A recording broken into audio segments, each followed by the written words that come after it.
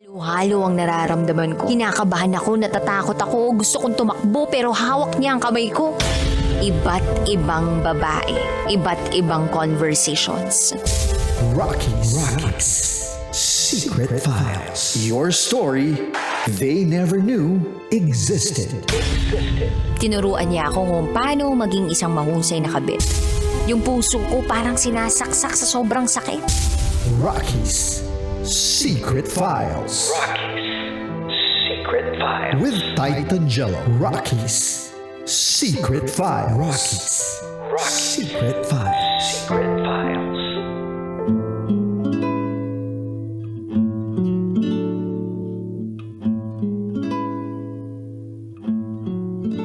Mga kabisyo, muli tayo nagbabalik sa ating programa. Sa oras natin ngayon na 10:20 PM sa buong kapuluan, kayo po ay nakatutok sa 90.7 Love Radio. At ito po ang programa natin sa radyo na Rocky's Secret Files with Titan Jello. Mga kabisyo, napakinggan po natin ang kabuang storya ni Arturo. Si Arturo na nangarap na maging matagumpay sa kanyang buhay. Ngunit, bago niya nakamit ang tagumpay sa kanyang buhay, dumaan na muna siya sa napakahirap na proseso. At ganoon naman talaga mga kabisyo. Bago natin maabot ang ating pinakaninanais-nais, kailangan mo munang dumaan sa pagsubok ng buhay. Kaya mga kabisyo, basahin po muna natin ang mga komento ng ating mga kabisyo na nakatutok sa ating ngayong gabi na to. Ano kaya ang mga komento at opinion nila para sa napakinggan nilang kwento ni Arturo?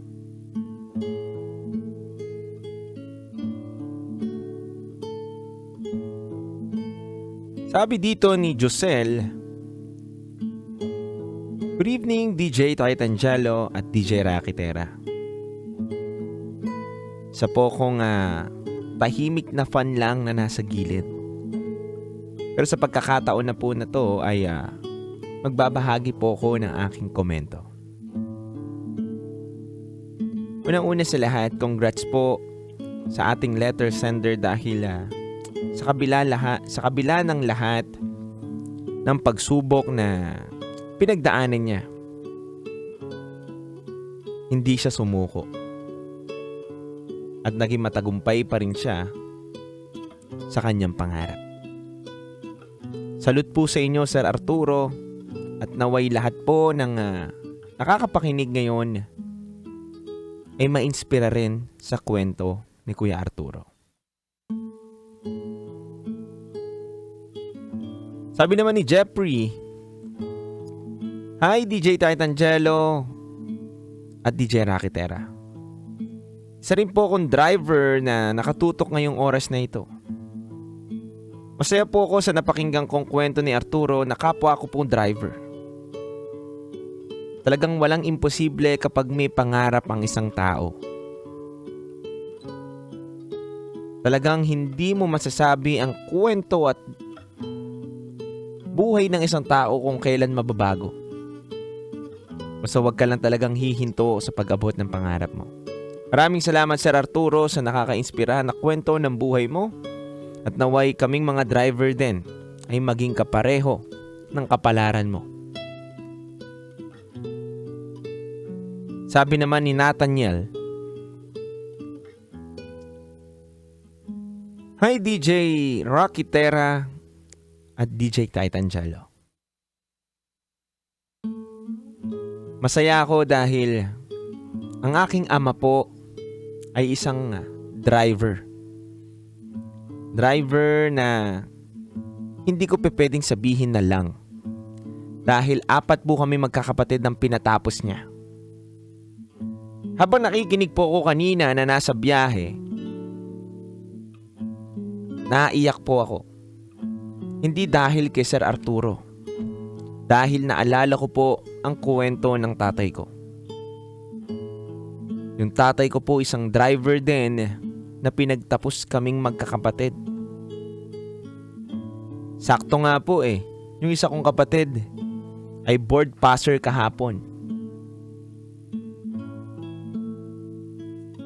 Napakagaling lang po dahil hindi talaga natin masasabi na kahit hindi man nakapagtapos ang aking ama bilang profesional, naging profesional naman ang mga anak niya. Kaya salute ako sa mga kapwa driver ng aking ama. Mga kabisyo, marami pa po nagpadala ng kanilang kwento, opinyon. Ngunit kulang na po tayo sa oras. At napakagaganda mga kabisyo ng mga opinyon ng ating mga letter sender o mga comments ngayong gabi na to sa ating letter sender. Tunay nga mga kabisyo na kapag merong kang pangarap at pinagpursigihan mo makamit yon, at hindi ka lang nagpursige kundi nanalangin ka rin at naniwala ka din na meron talagang pwedeng mabago sa buhay mo, mangyayari at mangyayari. Pero mga kabisyo, kung sa isang tagumpay ng isang tao, hindi natin pwedeng sabihin na si Arturo lang po ang magaling dito. Dahil meron siya mga tauhan na nagtiwala din sa kanya, na naging loyal din sa kanya upang maging matagumpay ang kanyang negosyo. At higit sa lahat, hindi natin pwedeng isang tabi ang kanyang may bahay, ang kanyang mismong asawa o misis o partner. Mga kabisyo, naniniwala ako na ang tagumpay ng isang lalaki, at lalo na kung meron na siyang kabiyak, ay dahil yan sa matinding suporta at paniniwala ng babae. Hindi po magtatagumpay si Arturo kung hindi po dahil doon sa maunawain, mabuti at mapagmahal niyang asawa.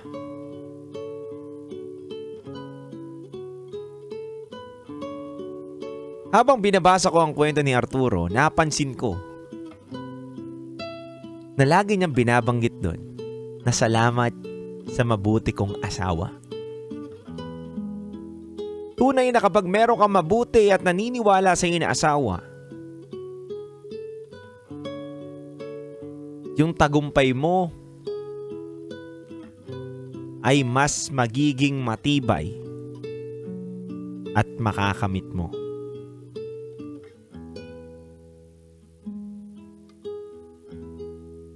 Kung ano man po ang pangalan ng asawa ni Arturo, proud din po kami para sa inyo. Kayo po ang nagpatotoo na hindi magtatagumpay ang katulad naming mga lalaki sa magulong sitwasyon, sa mahirap na sitwasyon, kung walang matyagang asawa na babae na maniniwala at gagabay sa amin. Saludo po sa inyo. Kaya mga kabisyo, kung meron po kayong mga kwento na gustong ibahagi sa amin, maaari po kayo magpadala sa aming Gmail account na rakitera@gmail.com. Malay mo, may isang gabi o may isang araw, kuwento mo na po ang aming binabasa dito sa aming programa. Mga kabisyo, susunod na po ang ating programang Top Secret. Maaari na po kayong tumawag sa 0916-529-5595. Yan po ang aming Viber line. Ulitin ko mga kabisyo, maaari na po kayong tumawag sa aming Viber line na 0916-529-5595. Muli, ako po si DJ Tait Angelo, ang titindig sa mga pinaglalaban ninyo. Kayo po'y nakatutok sa 90.7 Love Radio. Kailangan pa bang i-memorize yan? Basic.